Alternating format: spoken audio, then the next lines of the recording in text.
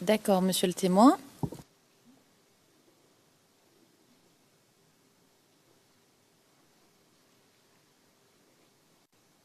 Alors, monsieur le témoin, ces personnes que vous aidiez dans le cadre de votre aide à Yeo, Sibérie, est-ce que c'est les mêmes personnes que vous avez aidées à devenir victimes dans la procédure ici à la Cour pénale internationale? Non, c'est différent.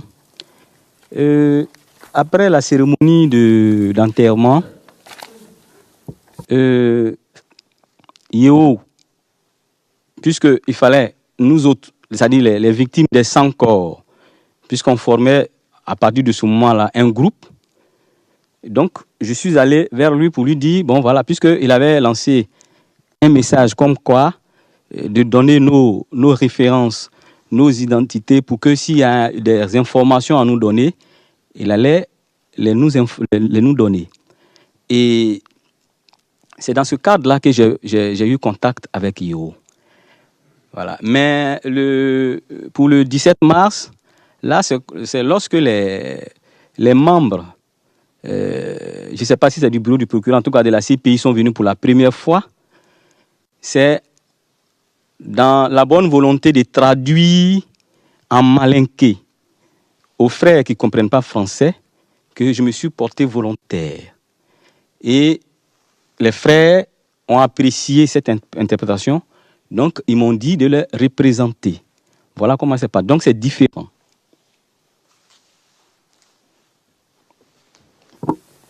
D'accord. Alors je voudrais revenir sur les frères qui ont décidé que vous les représentiez. Oui. Est-ce que vous les avez aidés à remplir les formulaires de participation? Non. D'accord. Je n'étais que interprète. Est-ce que vous savez si certains de ces frères ou sœurs font partie du MIDH? Jamais, je ne sais pas. Combien de personnes avez-vous représenté? Je ne connais pas le nom exact. No. Did you represent is not the right. Le président, est-ce que vous les avez représentés? Ce n'est pas ce qu'il faut demander. Est-ce que vous avez traduit? Parce que sinon... Non. Nous parlons de traduction, n'est-ce pas? Nous parlons de traduction. Est-ce que vous avez traduit pour eux? Non pas, est-ce que vous les avez représentés? Il y a un formulaire pour les groupes, pour qu'un groupe soit victime devant la Cour pénale internationale? Pas moi. Chacun a, de sa propre volonté, a rempli sa fiche. Alors, monsieur le témoin, je vais vous montrer un document. Oui. Qui porte le numéro CIV OTP 0091 0631 R02.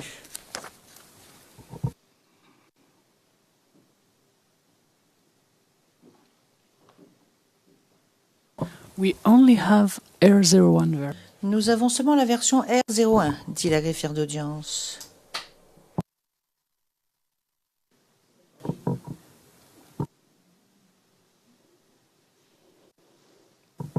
R01, c'est très bien, madame la greffière. Et je vais vous donner le numéro de la page. CIV OTP 0091 0637.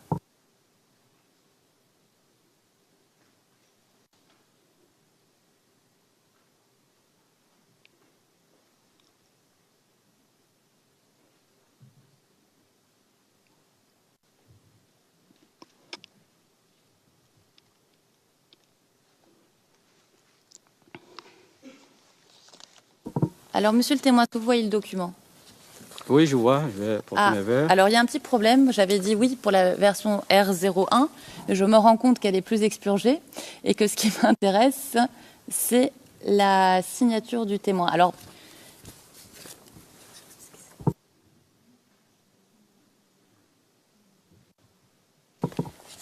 regarde si on a une version papier. Si on pouvait la communiquer au témoin, ce sera plus facile.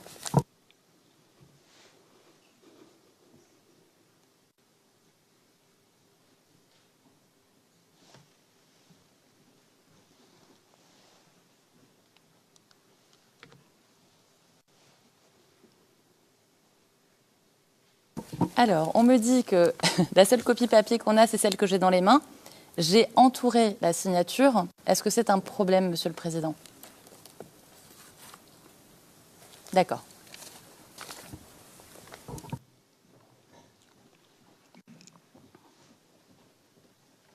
No, for the Le président, non, ce n'est pas un problème pour le compte-rendu d'audience, pour que ce soit inscrit.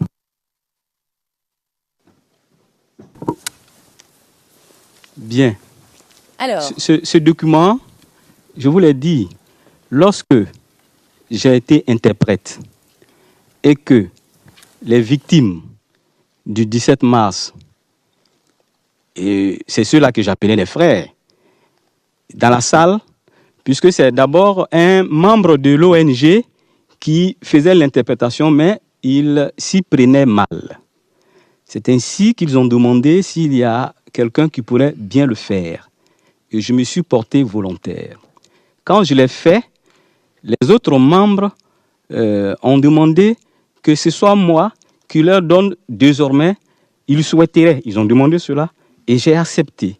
Là, je reconnais, je me rappelle bien. d'accord. Alors, Monsieur le témoin, attendez. Avec Le président, donc, vous avez signé ce document? J'ai signé. in which capacity? En quelle capacité l'avez-vous signé? Je n'ai pas bien compris la question. Well, yeah. Why did you sign? Le président, pourquoi est-ce que vous l'avez signé? Signature de la personne à contacter soumettant la demande. Ça veut dire quoi? Lorsqu'il y aura désormais des informations concernant les victimes de ce jour-là, je serai contacté pour donner les informations pour que j'informe les autres collègues. Voilà un peu le cadre, pourquoi j'ai signé. Okay. Le président, d'accord, merci. Can I see the document? Le président, puis-je voir le document, s'il vous plaît? Voilà, remettez-le à Madame l'huissière. Est-ce que vous pourriez m'amener le document? Merci. Go ahead. Merci, Maître Naori, je vous en prie.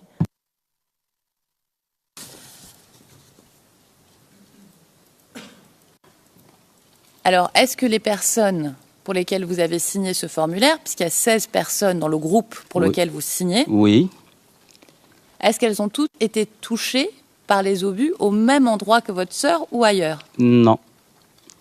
Je connais une qui s'appelle Sanogo, je crois, Ami, qui est devenue, en tout cas, elle a un œil maintenant parce qu'elle a un œil qui a été cassé. Elle m'a dit que c'est au niveau du village SOS d'Abobo. Et les familles Sidibé, là, c'était dans le marché de Siakakone. Donc, ce n'était pas le même lieu. D'accord. Est-ce que vous êtes resté en contact avec les 16 personnes du groupe? Oui, nous sommes restés en contact, mais les réunions généralement étaient convoquées par l'ONG. Ceux qui devaient nous donner des informations passaient toujours par l'ONG pour nous contacter. Et donc l'ONG avait délégué un de ses membres du nom de Karamoko, qui était membre de l'ONG, et moi, représentant des victimes de ce jour, lorsqu'il y avait des informations à donner, nous nous rendions à deux et après, nous donnions les informations, en tout cas à nos membres. D'accord. Et cette ONG, c'est quoi? C'est de ça que j'ai toujours parlé, l'ONG qui est Tioté pilote. D'accord. La Voix de la jeunesse active. La Voix de la jeunesse active, voilà. D'accord. Merci, monsieur le témoin. Alors, je voudrais revenir un instant à l'exhumation du corps de votre sœur, d'accord? Oui. Alors, qui vous a informé que les autorités ivoiriennes allaient déterrer des corps au cimetière d'Abobo-Baoulé, pardon? Je n'ai jamais donné cette information à quelqu'un. Mais vous, qui est-ce qui vous a informé? Je suis venu, les membres du bureau du procureur sont venus nous demander que dans le cadre de la procédure au niveau de la CPI, qu'il y a des corps qu'on doit identifier, qu'on doit faire, on doit prélever en tout cas, pour aller en somme, on doit faire l'autopsie, comment on appelle ça, le test d'ADN. Je ne sais pas si c'est de ça que vous parlez, ou bien c'est peut-être je comprends mal la question. Alors, on va serrer les problèmes, monsieur le témoin. D'accord. Parce que, en effet, vous avez fait un test ADN, Oui. mais on va y revenir. Moi, ma question, c'est que il y a eu une exhumation du corps de votre sœur. Est-ce que vous étiez au courant? Là, je ne suis pas au courant. D'accord. Ça, c'est clair. Est-ce que vous vous souvenez d'avoir rencontré la cellule d'enquête d'Abidjan? Oui, je me rappelle, oui. D'accord. C'était où, ça? C'était à Abidjan. Où, à Abidjan? Dans un hôtel de la place.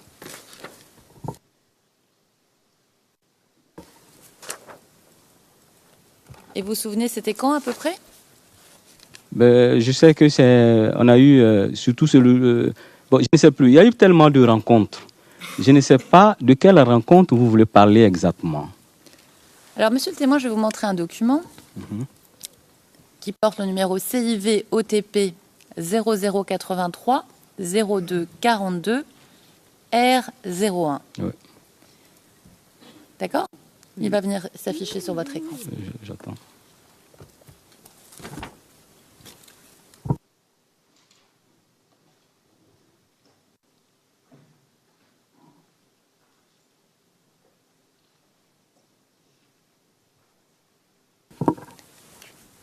Est-ce que vous voyez le document, monsieur le témoin? Oui, je vois le document. Alors, madame la greffière, est-ce que vous pouvez avoir la gentillesse de descendre le document?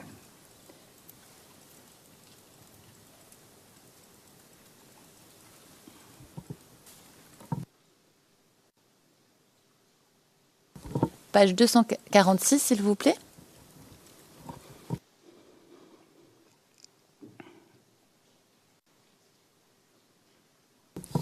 Alors, monsieur le témoin, est-ce que c'est vous qui avez signé ce document? La signature qu'on voit là, c'est la vôtre? Oui, c'est ma signature. D'accord. Donc, vous vous souvenez avoir rencontré le 14 janvier 2015, puisque c'est la date du document, les personnes de la cellule d'enquête. Je voudrais vous donner une précision. Allez-y. Dans votre questionnaire tout à l'heure, vous avez dit que c'est le gouvernement de la Côte d'Ivoire qui a donné l'ordre d'exhumer. C'est ce que j'ai dit. J'ai dit, je n'ai jamais entendu parler de ça. Je sais que c'est dans la procédure d'enquête au cours de la CPI. Là, je sais qu'il y a eu exhumation. D'accord. J'avais dit les autorités, parce que ça peut être les autorités judiciaires, policières, mais Voilà. c'est clair, donc, vous avez précisé. Voilà, donc c'est ce qui fait que j'ai dit non. D'accord. Sinon, effectivement, ça s'est passé. Et ce formulaire, vous l'avez rempli le même jour que les exhumations, c'est ça? Vraiment, je ne me rappelle plus. D'accord.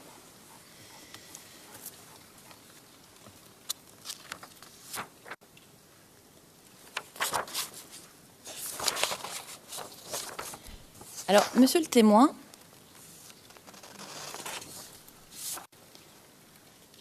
est-ce que vous savez ce que la cellule d'enquête a fait des corps exhumés? Oui, je sais. D'accord. Alors, je voudrais vous montrer un rapport d'autopsie dont je vais vous lire un extrait puisque c'est en anglais et ce sera interprété. C'est le numéro CIV OTP 0077 0002, page 0003. Et dans ce rapport, il est indiqué, et je vais citer le rapport en anglais, The final grave site. La fosse définitive Abo 03 était tout près et était constituée par une seule fosse, Abo 03 01 01. À la fois la plaque en métal sur la surface et la plaque sur le cercueil à l'intérieur de la fosse ou de la tombe portaient le même nom, Doumbia Makaridi, sur la tombe et Doumbia Makaritine sur le cercueil. The individuals all Les personnes semblaient toutes être des hommes et adultes.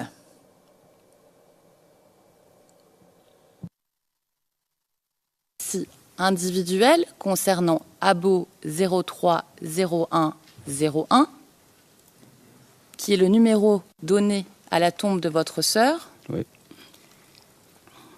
Il est indiqué, et c'est le document CIV OTP 00770045, page 0046, Oui. et je cite en anglais, sexe,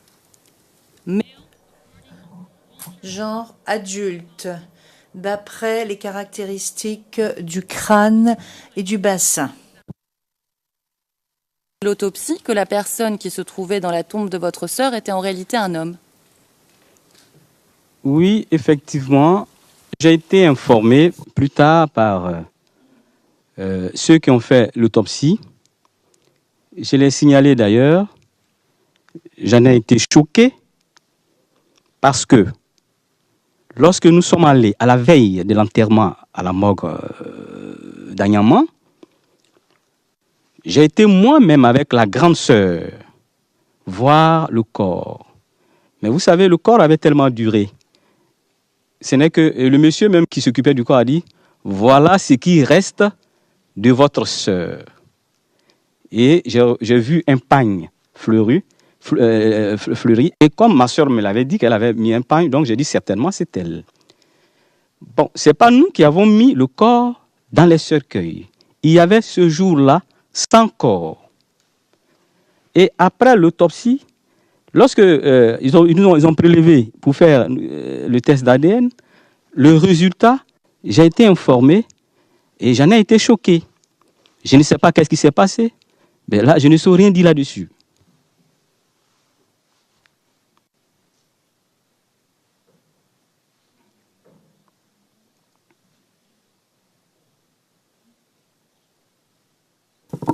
D'accord, monsieur le témoin.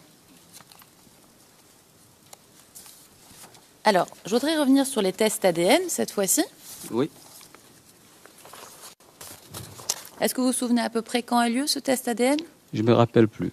D'accord.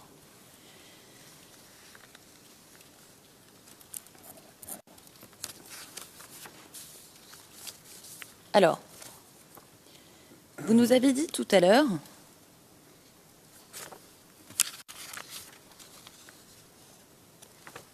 et je cite les transcrits, page 12, ligne 23 à page 13, ligne 3. Le représentant du bureau du procureur vous dit « Je vais passer à autre chose maintenant et vous poser une question sur le point suivant. Est-ce que vous vous souvenez que votre ADN a été prélevé durant enquête ?» Réponse « Oui, je me souviens bien. » Question « Et vous vous souvenez après cela avoir été informé par le bureau du procureur que l'échantillon que vous avez fourni ne permettait pas une concordance sur l'ADN? Réponse, effectivement, j'ai été informé. Alors, comme vous nous avez dit que vous avez été informé, je voudrais vous montrer... Pardon, je ne voudrais pas vous montrer, je vais vous soumettre. Donc, c'est le document CIV OTP 0081 05 06, page 05 10. D'abord, alors le document va s'afficher, je vais poser une question, d'accord?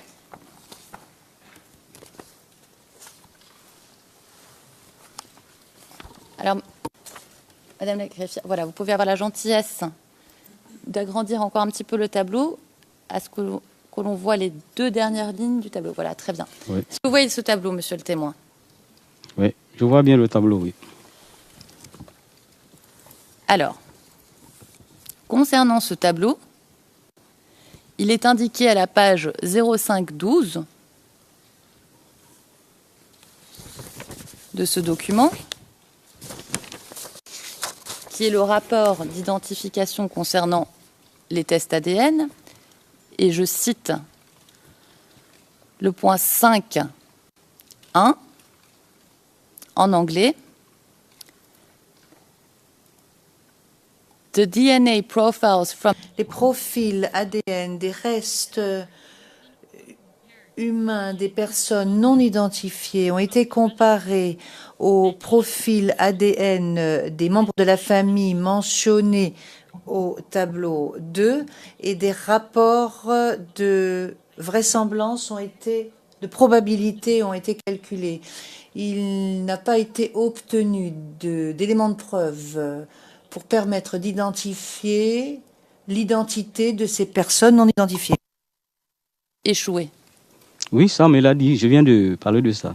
D'accord. Donc vous saviez que c'était pas concluant. Je ne sais pas, ça veut dire quoi. D'accord. concluant. Non, mais c'est clair, monsieur le témoin. Vous avez été très clair, autant pour moi. But where are you going? He said Président, mais où voulez-vous en venir? Il a déjà dit, là, on est en train de tout mélanger, c'est clair. Il a dit exactement ce que vous avez dit. Je ne comprends pas pourquoi vous lui avez montré quelque chose qui avait été dit par le bureau du procureur ce matin, alors qu'il nous a déjà dit qu'il ne se souvient plus de la date en question, et ensuite vous lui confrontez une déclaration qu'il a faite où il n'est absolument pas question de cette date. Donc je ne sais pas très bien où vous voulez en venir. Il avait dit qu'il se souvenait, mais il n'a pas donné le résultat. Là, on a soumis le résultat du test ADN au témoin, qui confirme que c'est bien l'information qui lui avait été donnée. Et nous avons soumis ces documents. Je vous remercie. Alors, monsieur le yes. témoin, Yes. Le président, oui, bien sûr, vous avez raison, mais ce n'était pas nécessaire parce que c'était clair avant tout cela. d'accord. Merci, monsieur le président. Alors, monsieur le témoin, je voudrais revenir sur d'abord la VJA. Alors, le président de la VJA, Tioté, Yacouba Tioté, vous le connaissez comment? Bien, je l'ai connu lorsque la première fois, les membres du bureau sont venus nous rencontrer dans le cadre de la participation au niveau de la procédure. Et c'est ce jour-là que je l'ai vu pour la première fois. D'accord. Est-ce que vous êtes devenu membre de la VJA? Non, pas du tout. D'accord. Alors, concernant la MIDH, est-ce que vous êtes devenu membre de la MIDH? Non, pas du tout. Est-ce que vous vous souvenez si vous avez rencontré un monsieur qui s'appelle Souleymane Grandbouté? Non, ce nom ne me dit pas grand-chose. D'accord. Et est-ce que vous vous souvenez avoir rencontré l'ancien président du MIDH, monsieur Epiphane Zoro Bibalo? Monsieur Epiphane Biboro, je ne l'ai pas rencontré en tant que membre du MIDH, mais je l'ai rencontré simplement dans le cadre de cette procédure parce qu'il était, je crois, l'avocat qui représentait l'avocat d'ici.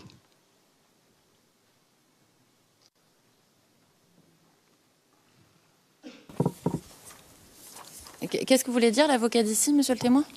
Bon, ce qui est sûr, quand l'avocat Paolina est venu, il nous a présenté comme Zorobi Epiphanie, son représentant, pour nous donner des informations.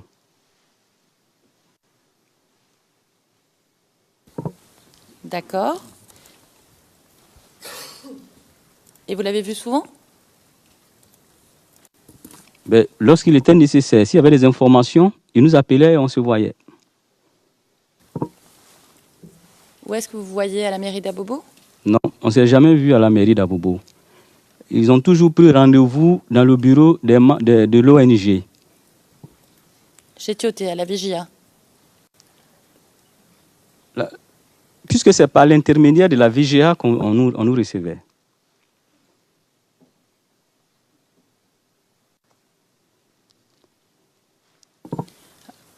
Donc vous voyez à la VJA, au QG de la VJA. Lorsqu'il venait, en fait, Yes, that's Le président, oui, c'est exact. C'est ce que nous avons compris. Alors, est-ce que vous savez que Zoro Bibalo est aujourd'hui député du RDR? ça, je ne cherche pas à savoir. Ça, c'est sa liberté. Il est libre de ses mouvements. D'accord. Alors, revenons, monsieur le témoin.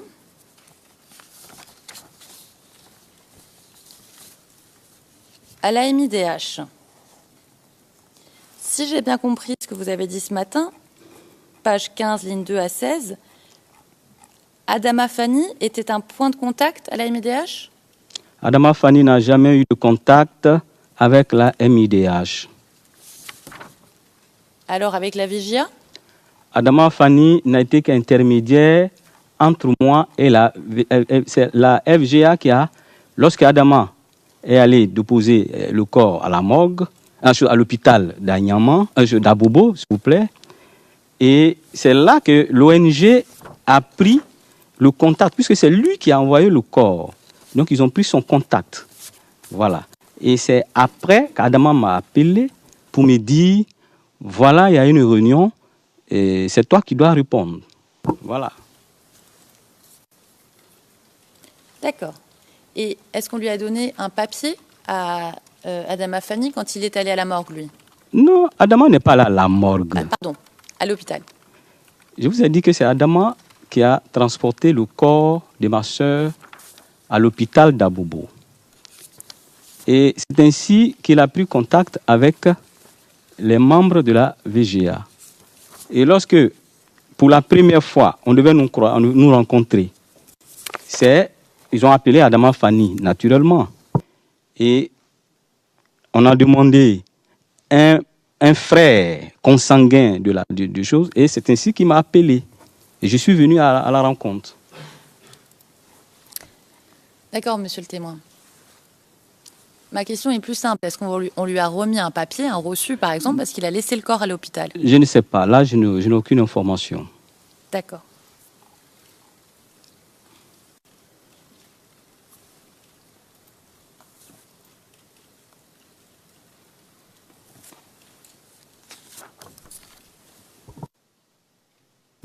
Merci, monsieur le témoin. Merci, madame. Monsieur le Président, Madame, Monsieur, ceci conclut l'interrogatoire du témoin pour le compte de l'équipe de défense de Laurent Gbagbo. thank you very much. Le président, merci beaucoup. Alors, je vais maintenant me tourner vers Maître Knops pour lui demander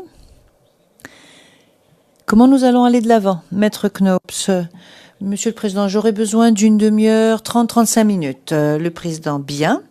Et j'aimerais savoir si le procureur va devoir poser des questions supplémentaires. Monsieur l'a dit, oui, je reviendrai brièvement sur une question, Monsieur le Président. Le Président, fort bien. Nous allons donc lever l'audience maintenant. Nous allons donc aller déjeuner, puis ensuite nous reprendrons à 14h30. Et cela ne va pas durer très longtemps, monsieur.